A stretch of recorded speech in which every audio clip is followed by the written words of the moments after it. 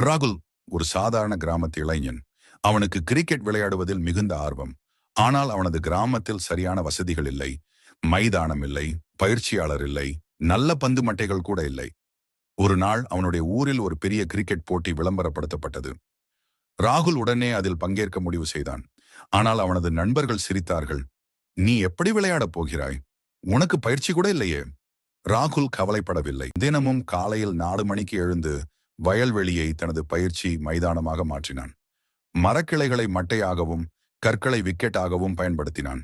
பந்து வாங்க பணமில்லை. சாக்கை நூலால் கட்டி ஒரு டென்னிஸ் பந்து செய்து கொண்டான். போட்டி நாள் வந்தது.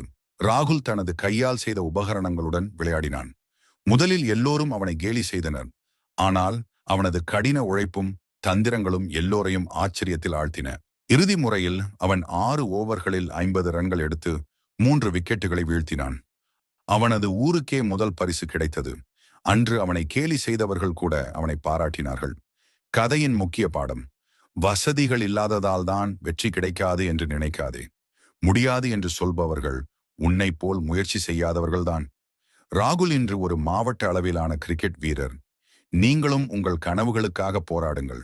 தொடர்ந்து முயற்சித்தால் வெற்றி உங்களுக்காக காத்திருக்கிறது.